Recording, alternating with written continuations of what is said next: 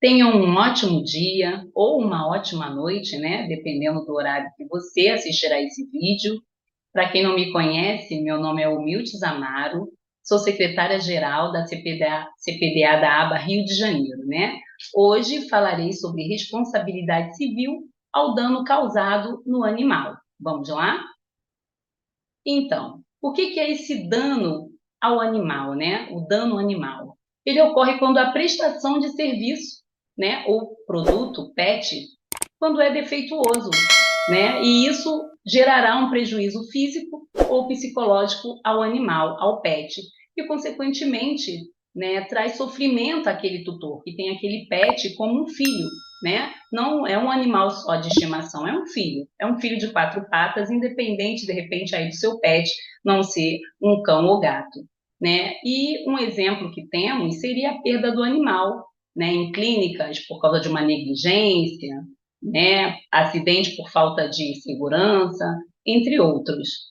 Em caso de dano físico ou psicológico, né, causado ao animal, aquela empresa que hoje sabemos que o mundo pet cresceu muito, principalmente essa parte de hotéis, creche, pet shop, né? Essa empresa ela responderá objetivamente pelo dano causado, né, ao consumidor, sendo eles independentes ali os tutores ou o próprio animal, que são os pacientes. Sendo assim, essas empresas prestadoras de serviço responderão independentemente de culpa pelo serviço defeituoso, né, que causou restado ali ao consumidor. Qualquer falha na prestação desse serviço que acarrete ali um prejuízo para o animal ou sua família humana, ou ambas as partes, né, deverá ser reparado na esfera civil, o dano material e o dano moral. Também é possível, né, o tutor fazer ali uma reclamação, ou aquele que se sentir tendo ali seu animal de estimação uma lesão, fazer uma reclamação junto ao CRMV contra aquele estabelecimento, solicitando a instauração, né, de procedimento administrativo e, com isso, apurar as condições de funcionamento dessas clínicas, desses PETs. E essa responsabilidade objetiva, né, que é aquela que independe de culpa, somente será afastada quando ela for comprovada, né, com a inexistência de defeito ou provar a culpa exclusiva da vítima, né, do consumidor ou daquele terceiro, nos termos do artigo 14, parágrafo 3º do Código de Defesa do Consumidor. Um exemplo que eu trago, né, por exemplo, levar o seu cãozinho ou o seu gato também para o banho e tosa. E quando você for buscá-lo, né, encontra ele machucado, com ferimentos, e naquele momento você toma aquele choque.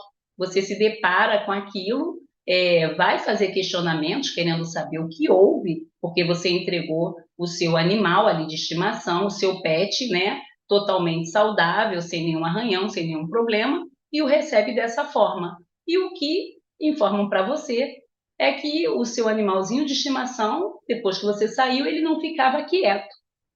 E com isso, ocasionou alguns cortes durante a tosa, né? Aí, diante desse exemplo informado, você, tutor, né, que tem ali seu animal de estimação, seu bichinho, poderá processar o pet shop, pleiteando o custeio do tratamento do animal e mais uma indenização pelos danos morais, que é o sofrimento psicológico tanto do animal, né, que passou por toda essa prática, infelizmente, e ficou machucado, e do seu tutor, decorrente de toda a situação ocasionada.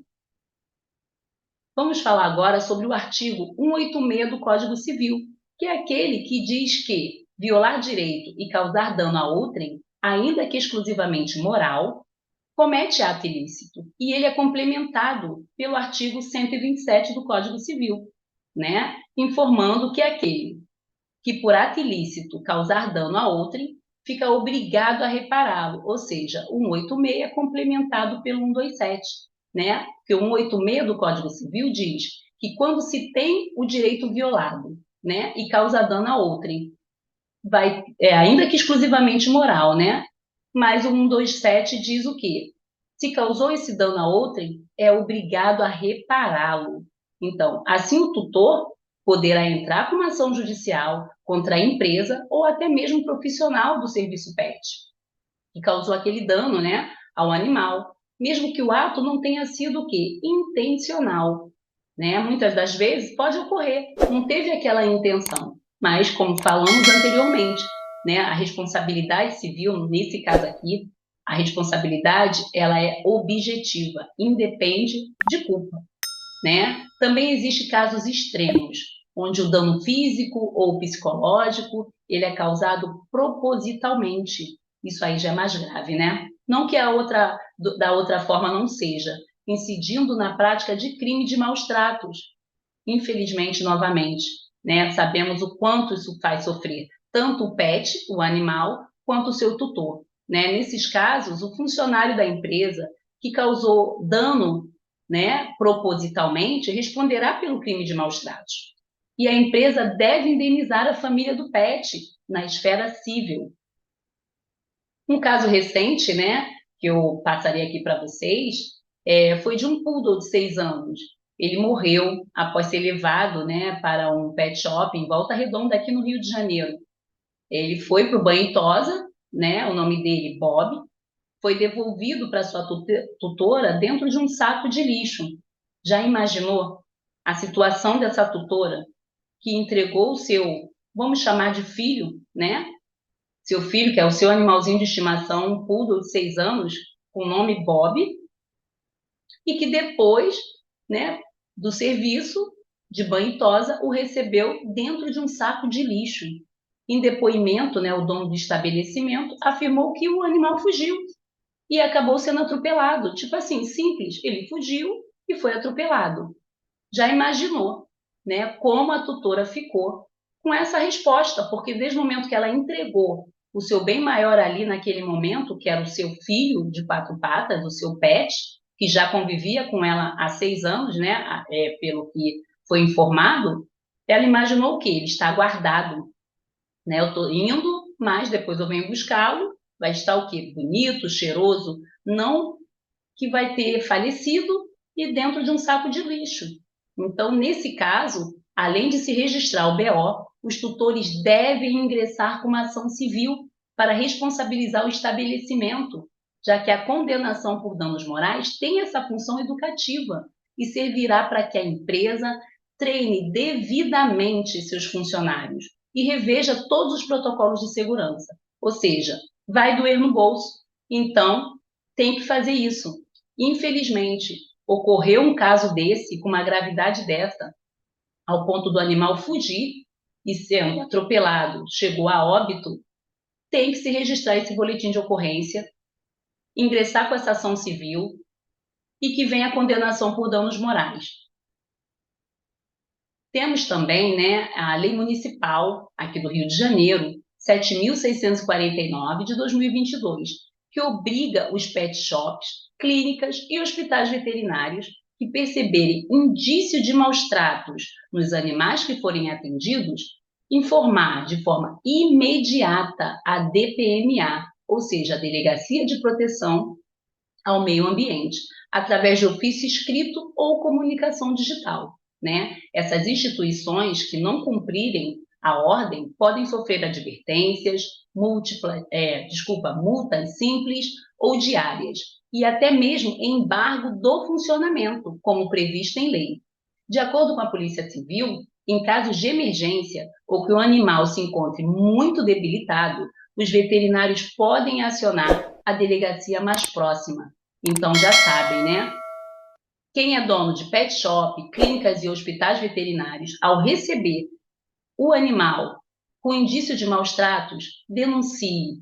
Denuncie, gente, para que não venha futuramente também sofrer essas advertências, essas multas simples ou diárias, né? Ou até mesmo o embargo do funcionamento do seu, da sua clínica, ou do seu pet shop ou hospital.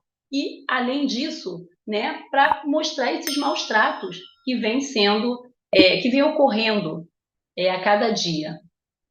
Mesmo que o tutor fique abalado, né, com essa situação, em que, com o processo judicial por danos morais contra aquele estabelecimento, né, que falhou na prestação de serviço, é muito importante que ele apesar de toda essa situação, do abalo psicológico, emocional, que ele não se cale, né? Que ele entre com esse processo judicial para que venha ali o pedido do dano moral e com isso, com a função educacional, porque vai doer no bolso daquele empresário, dono do pet shop ou daquela clínica ou de algum hotel que venha ter prejudicado esse animal, tá? Sabemos que muitos estabelecimentos só revêem essas regras de funcionamento e passam a escolher melhor diante dessa condenação judicial. Então, não podemos nos calar.